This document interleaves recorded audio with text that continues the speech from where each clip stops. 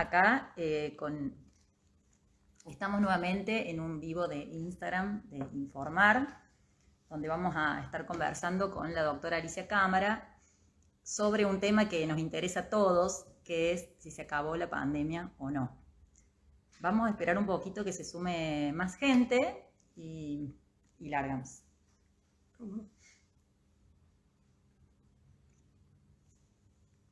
Esperamos un poquito. Ustedes me avisan cualquier cosa si les parece que arranquemos. La doctora Alicia Cámara es especialista en coronavirus del Laboratorio de Virología de la Facultad de Ciencias Médicas de la Universidad Nacional de Córdoba. Ha estado muy presente en la temática de la pandemia de COVID-19, trabajando en la comunicación pública de los contenidos científicos en diferentes espacios, ya sea virtuales o presenciales, nacionales, internacionales. Así que es para nosotros una gran alegría volver a compartir con ella este espacio ahora presencialmente. Bueno, vamos a arrancar entonces. Les voy a contar buenas tardes a todos los que se van sumando a nuestra cuenta de Informar. Vamos a tratar un tema muy interesante que es un tema que nos preocupa a todos y que todos comentamos si es que se acabó la pandemia de COVID-19. Para ello hemos invitado nuevamente a la doctora Alicia Cámara, quien nos va a contar todo lo que sabe sobre esta temática.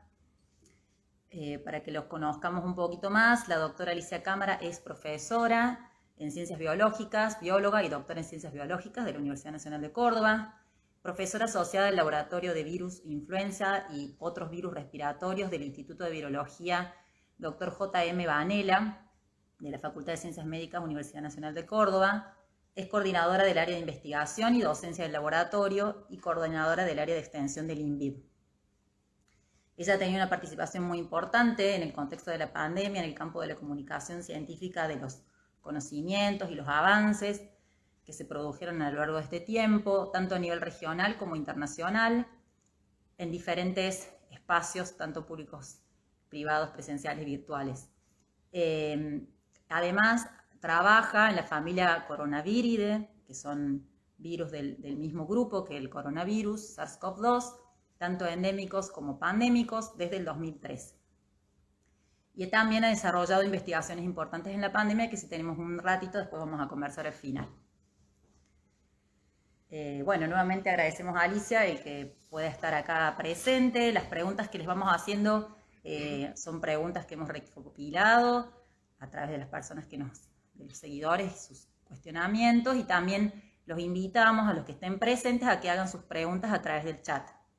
Bueno, yo quiero agradecer la invitación y me gusta mucho formar parte de este proyecto.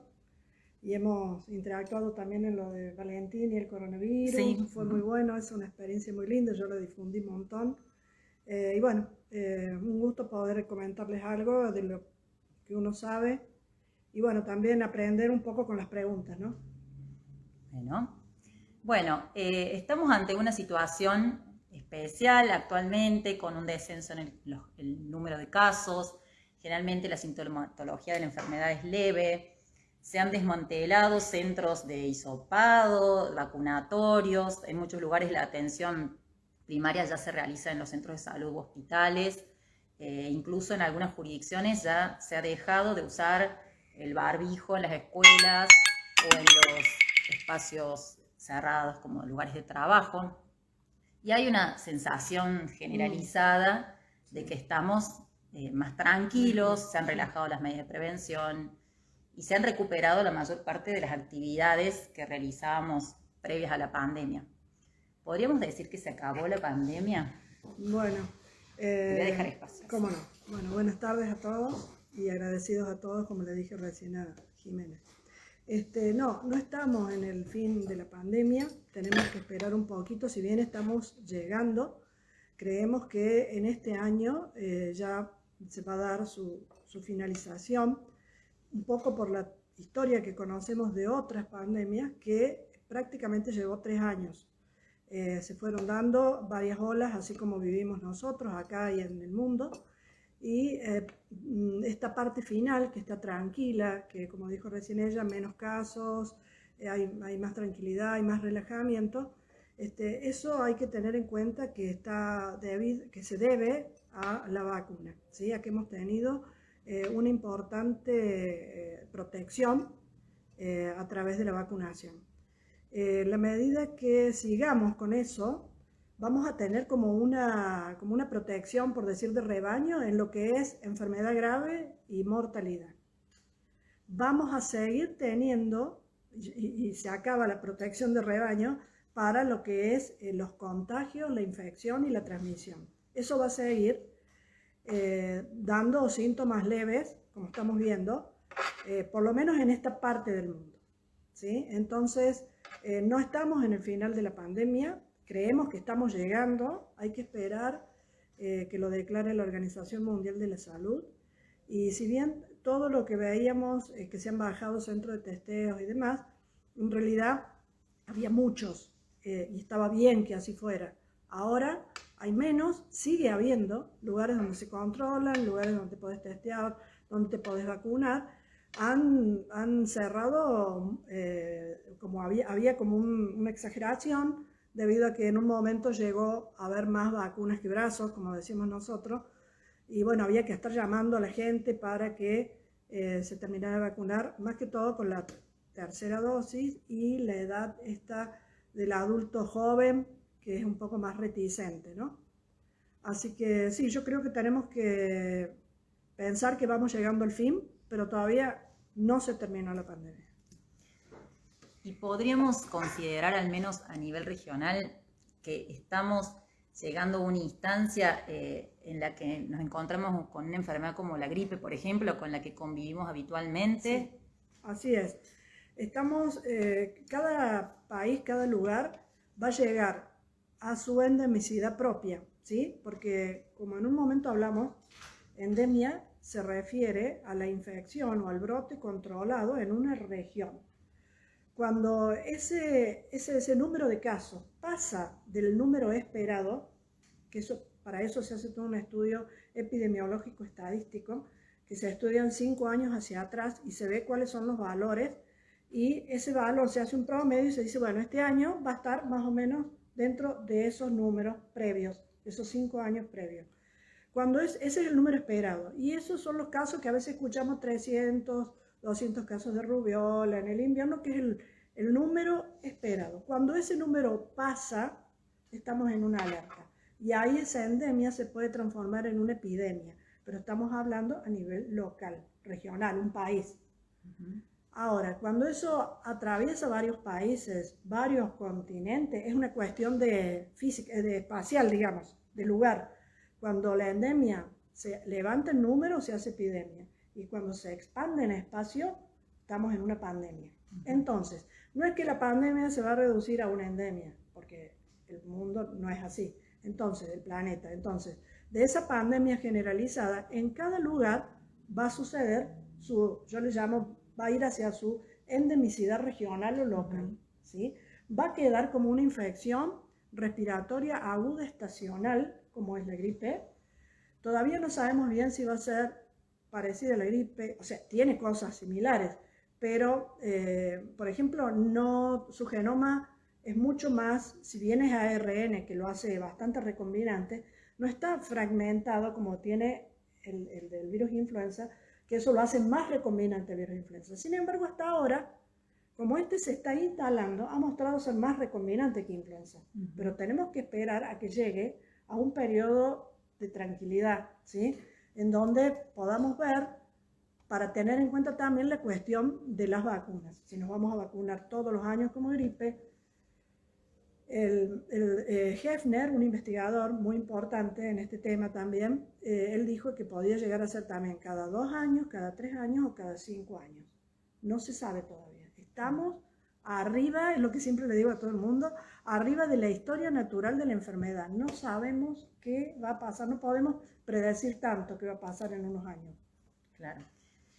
Y En esto que me estás comentando, posibles escenarios que Sí. puedan existir. ¿Hay previsiones sobre lo que puede suceder en el comportamiento de esta pandemia a nivel regional y mundial en el corto plazo? Y en el corto plazo se piensa que se va a poder dar un cierre a la pandemia y se va a seguir controlando, porque el control de los testeos sirve para eso. Que acá hayan cerrado los testeos, eso nos juega en contra, porque los países que pueden económicamente siguen testeando para poder conocer bien cómo es la circulación, cómo es la epidemiología del virus, aunque no sea grave, para conocerlo bien. Eso tiene que ver también un poco con los recursos, ¿no?, económicos de cada país. Entonces, sí, se prevé, como te dije recién, hacia una endemicidad regional con esta estacionalidad.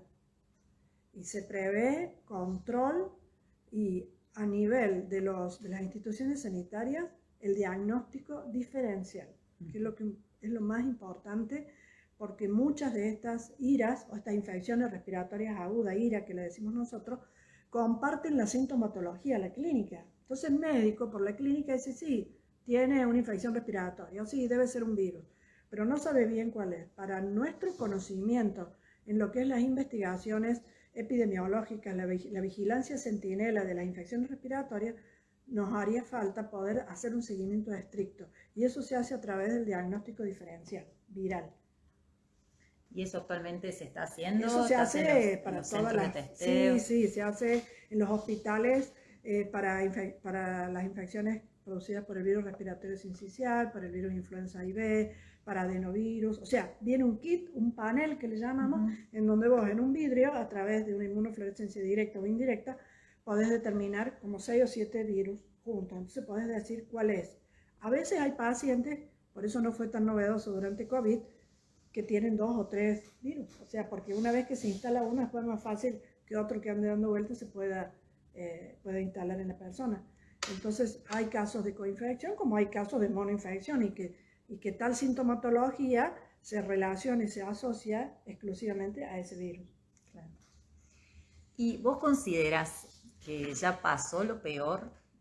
Al menos a nivel regional, o bueno, en general, si pasó lo peor o podemos esperar brotes más fuertes, volver a ciertas restricciones del pasado como distanciamiento, burbujas, etcétera. Sí, una cosa es lo que uno desearía, ¿no? Que no vuelva lo peor, que vayamos cada vez avanzando por el lado más favorable para todos, pero no podemos dejar de ver, o sea, justamente esto ha generado esta incerteza, esta incertidumbre permanente con todo, con lo que se hizo en medicamentos, con los tratamientos. No sabemos qué va a estar pasando. Vemos lo que está pasando en otros lados, en donde tenían todo más o menos controlado y ahora tienen todo de nuevo estrictamente cerrado, bueno, como está pasando en China, en algunos países de Europa.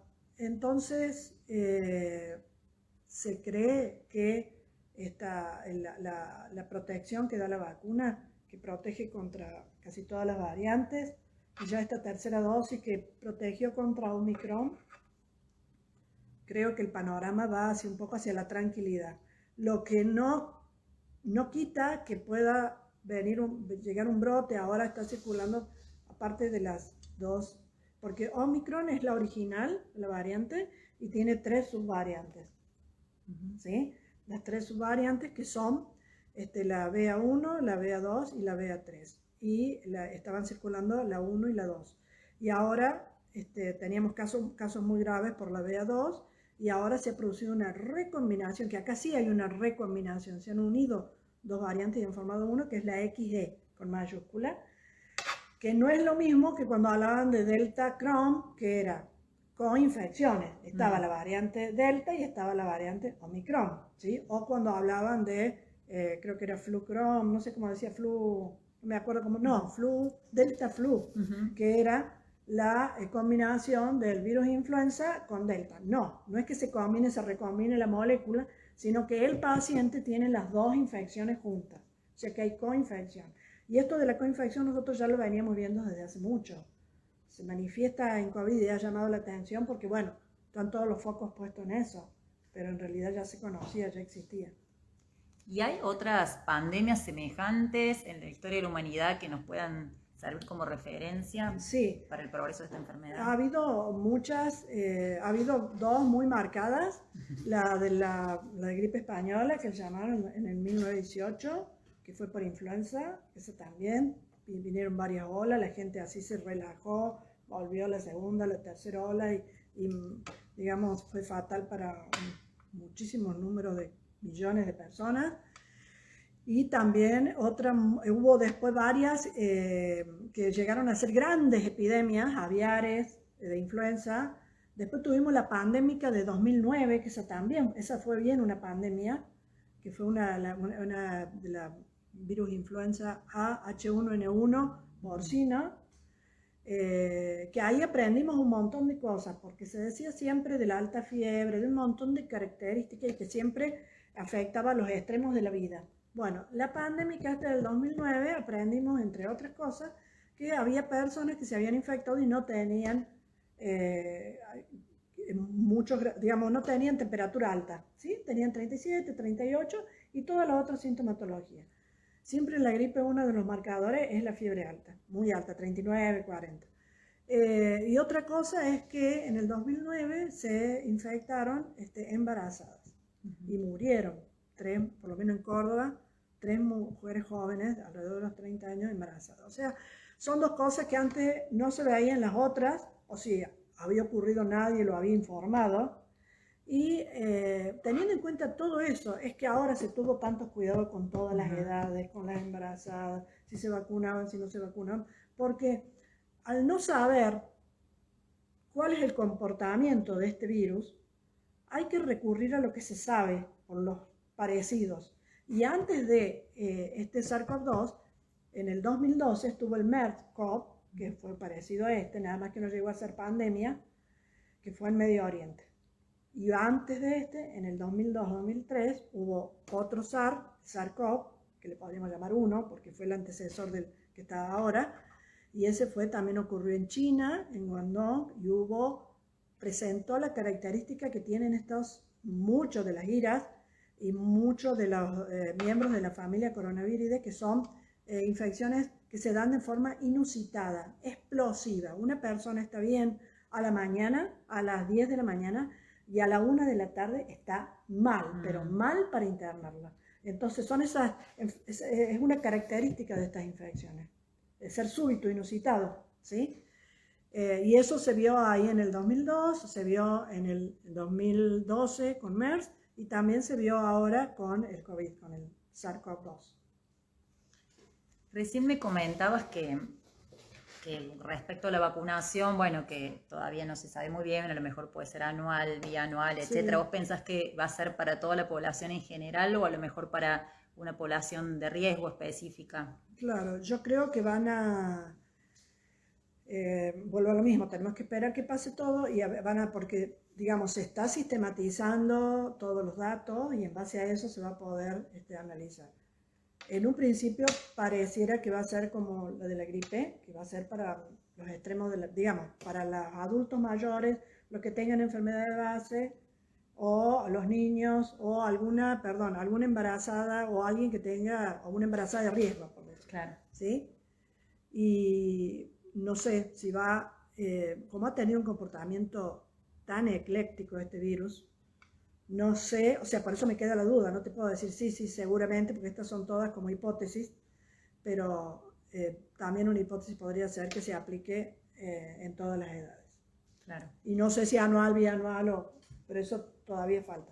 Por el momento, cuando nos van diciendo que nos tenemos que aplicar una tercera dosis, una cuarta dosis, hay que aplicársela. ¿Por qué? Porque no conocemos el virus. Entonces, hasta que lo conozcamos y lo podamos dominar, es un decir, digamos, podamos manejar y con sus características manejarlo, saber hasta dónde llega, creo que hay que cumplimentar con eso. Y teniendo en cuenta este tema de la vacunación, en Argentina se han vacunado muchas personas, cerca de 37 millones de personas, muchas con la segunda dosis. ¿Vos pensás que, al menos en nuestro país, estábamos alcanzando la inmunidad de rebaño? ¿Qué se sabe de la región, de los alrededores? La inmunidad de rebaño en este virus particularmente, por eso te decía recién, es como que hay una inmunidad de rebaño para la gravedad y la muerte, Claro. con la vacuna y con la enfermedad natural, porque también hay gente que tiene parte de la protección por la enfermedad natural, que se han sumado. Creo que para la inmunidad de rebaño en un principio decían 70%, pero hablando de un virus que no fuera tan recombinante. Un virus que es tan recombinante es como que voy a decir, hay que tener protección el 100% para todas las variantes, o sea, es muy difícil. Pero yo creo que con todo lo que hemos logrado, hablábamos recién, con esta nueva, ¿cómo vamos a hacer con la nueva normalidad? Creo que vamos a quedar con un montón de saberes o de costumbres o de hábitos que son favorables y que van a ayudar junto con la inmunidad de rebaño, claro, que no lograremos en la totalidad. Y en relación a eso, ¿qué hábitos pensás que debemos continuar ejercitando? Bueno, lo de siempre que venimos diciendo, ante algo desconocido, ante algo incierto, esto es una incertidumbre permanente para la persona común de la calle y para los investigadores y para todo el mundo, tratar de hacer una barrera que es a través del barbijo, lavado de manos, el distanciamiento, el barbijo a la par del distanciamiento, la ventilación, muy importante. Creo que eso lo tenemos que incorporar en nuestros ambientes, en los medios públicos de transporte, y después otra incorporación que veo que está buena y que mucha gente la ha adoptado es las reuniones sociales al aire libre. Eso está muy bueno. Bueno, por supuesto que en invierno se harán menos, pero digamos, tener el cuidado del distanciamiento, el barbijo, esas normas han llegado para quedarse a mi criterio. Lavado de manos, por supuesto. ¿Y qué opinión te merece que, no sé si queremos entrar en este tema, pero qué opinión te merece que en algunos lugares ya se hayan eliminado, por ejemplo, los barbijos en las escuelas? ¿O vos considerás que es necesario, que tendremos que continuar un tiempo más, el invierno? ¿Cómo visualizás ese tema del uso del barbijo? Sí, así estuviéramos entrando a la primavera o el verano con este panorama, porque una cosa es que estamos entrando al invierno. Claro. Tenemos todas las otras iras que se pueden sumar. Yo creo que el barbijo no se debe quitar, por más que las escuelas planteen eso. Yo desde mi parte, yo también soy docente de secundario, he sido, digamos, estoy jubilada, pero trabajo muy codo a codo con los colegios. Creo que eso tiene que quedar, el barbijo tiene que quedar un tiempo más hasta que estemos acostumbrados y hayamos internalizado, qué sé yo, vacunarnos, el lavado de manos, el no compartir como hacíamos antes, los chupetines, prestarnos las viromes, chupar las viromes, bueno, todo lo que hemos hecho todos, los auriculares, qué sé yo, todo lo que nos vamos pasando, ¿no? Así que yo creo que no es buena idea, si a mí me preguntan, no es buena idea sacar el barbijo del medio. Creo que tenemos que tratar de mantenerlo. Y yo acá tengo el barbijo, digo, para los que me están viendo. Acá estamos. Nada más que lo sacamos porque si no también se me nublan los lentes y no veo. Y no podemos, y no se escucha muy bien. No se escucha muy bien. Bueno, en definitiva, seguimos con el barbijo. Seguimos con el barbijo, seguimos con algunas medidas básicas, todo lo que hemos aprendido, que ya sabemos. Sí. Y quería preguntarte, ¿vos qué considerás que hemos aprendido, así como una reflexión más final, digamos, qué considerás que hemos aprendido desde el punto de vista que vos consideres en todo este proceso largo, donde ha habido muchos sacrificios individuales, comunitarios, avances, retrocesos? Sí. Bueno, ha sido ha sido difícil para la sociedad. ¿Qué pensás? ¿Cuál ha sido el principal aprendizaje o los aprendizajes? Bueno, aprendimos primero que hemos vivido una situación, como ya lo dije varias veces, muy inestable, muy incierta, muy que no sabíamos qué hacíamos. Vimos medidas tomadas desde los gobiernos que eran buenas, algunas eran malas, yo compartía muchas, otras no las compartía, pero bueno, hacíamos caso. Vemos que no todo está dicho, que eso ayudaba un poco a la fake news mucho tiempo, porque como no todo se sabía, lo que se decía en un momento después, en un principio yo me acuerdo, mis primeras charlas era, no todo el mundo se ponga barbijo porque agotan el barbijo para los profesionales. Después se hizo masivo y ahí tuvimos, y no era que estábamos mintiendo, engañando, es que se aprendió que teníamos que sí o sí usar barbijo todos. Aprendimos, por ver el lado positivo, a valorar nuestros afectos, nuestros espacios, nuestras tareas. Aprendimos una labor que ya muchos llevábamos, la virtual, ya la llevábamos de antes, pero como que acá se terminó de afianzar y como que aquellos que no sabíamos, muchas estrategias las aprendimos. También aprendimos a valorar cosas que hacíamos en nuestra casa y que le tuvimos que poner más empeño, qué sé yo, diferentes cosas, huerta, cerámica, cosas que como teníamos tanto tiempo libre y teníamos que estar encerrados, y más si teníamos a veces algún infectado, sabemos que algo que me acordé de un libro que leí, que esto va a pasar, seguro que esto va a pasar, y vamos a ir hacia una situación buena, más tranquila que esta. Esta tuvo lo bueno, lo suyo, porque aprendimos un montón de cosas, todo lo que mencioné recién.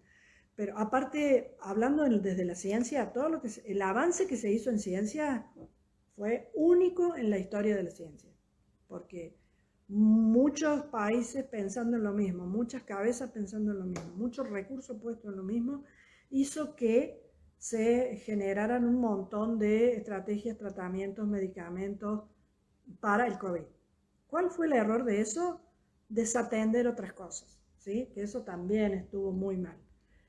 Con respecto a qué aprendimos, aprendimos todo eso positivo, pero también aprendimos que estas situaciones nos llevan a momentos muy feos, gente que se deprimió, se sintió muy mal, a enfermedades muy graves, hubo muchas muertes, que no parecía, porque si era una gripe sencilla no pasaba nada, sin embargo se llevó muchas muertes, se llevó muchas vidas, digamos, hubo muchas muertes, y así como va a pasar ese momento así incierto y vamos a ir a un momento seguramente más estable, más tranquilo, ese momento estable y tranquilo también va a pasar, lamentablemente, no todo dura tanto y vamos a ir a entrar en otro momento seguro y inestable.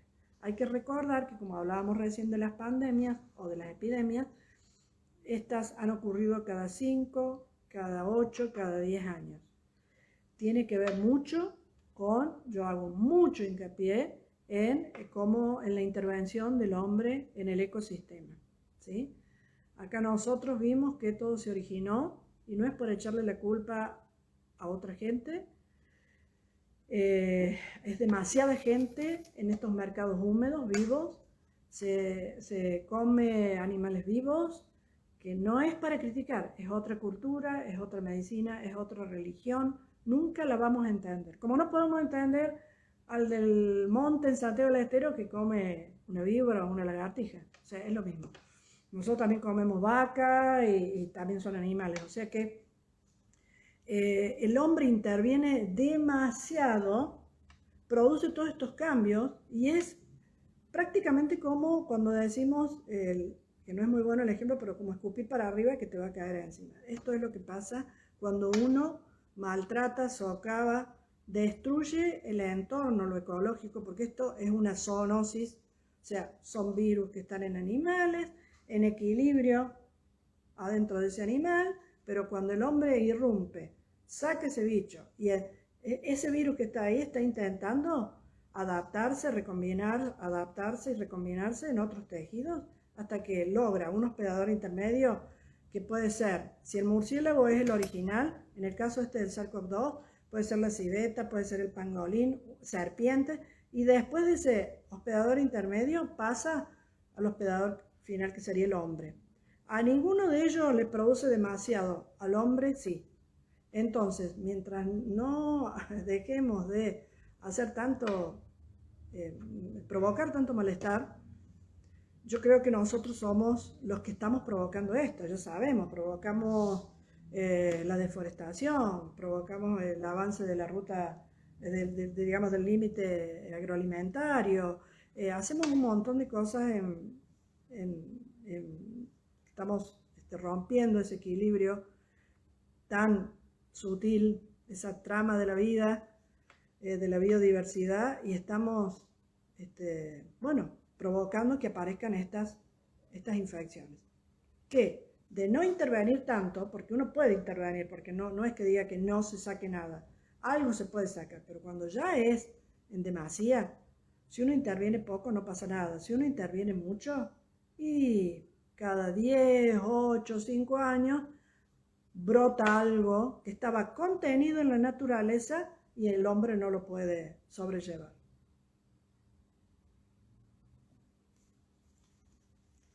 Bueno, muy linda tu reflexión, Alicia. No sé si quisieras comentar algo No sé más. si me ha quedado algo más. No. O nos vamos despidiendo. No, el tiempo, ¿cómo estamos? ¿Se corta? Tenemos un tiempito bueno, más. No, yo había tenido en cuenta algunas cosas que pasaba con la vacunación en los niños, que es muy importante. No se sabe nada, no sabemos nada de antemano qué va a producir el COVID en los niños en un futuro, tanto si lo adquieren en forma natural la enfermedad o si por vacunación. No sabemos. Por el momento hubo muchos casos fatales en niños y en jóvenes y adolescentes hasta 18 años. Hubo un número muy alto y en nuestro país y en otros lados. Mucha de esa información no se comunicó, había que buscarla bien en los trabajos científicos. Entonces hay que vacunar a los niños, hay que cuidarse y creo que tratar de tener una vida segura, que es esto de alimentarse bien, equilibradamente, hacer algo de ejercicio, y todas las normas de bioseguridad que venimos hablando, el barbijo, el distanciamiento, el lavado de manos, la ventilación, evitar las aglomeraciones en las reuniones sociales. Creo que eso es lo que nos va a ayudar, y el conocimiento. Es muy importante apoyar, entender y tratar de leer, y si no entendemos, averiguar y sacarnos la duda de las cosas que se están haciendo, no solamente con COVID, porque es muy importante, sino contra otras cosas más. Tenemos un montón de avances en HIV, por hablar de virus. Tenemos un montón de avances en Chagas, que es un parásito. O sea, si es por conocimiento, siempre empoderarse de la ciencia, de la verdad. Bueno, te agradecemos muchísimo, Alicia, habernos acompañado, ayudarnos a resolver, reflexionar sobre esta pregunta, si se acabó la pandemia o no. Bueno, nos vamos con respuestas y con incertidumbres, sí. Pero bueno, te agradecemos muchísimo, y a los que nos acompañaron. Y bueno, también decirles que desde este espacio Informar vamos a seguir trabajando, no solamente con esta temática de COVID, que esperamos de a poco ya que ir relajándonos, sino también con otros temas de interés científico para poder acercarlos a todos los que tengan interés en esos temas. Muchísimas gracias, nos despedimos. Muchas gracias, Alicia. Bueno, muchas gracias a todos y nos bueno, ponemos esperemos haber sido claros y que, bueno, podamos sumar para llegar a la nueva normalidad en algún momento. Gracias. Muchas gracias.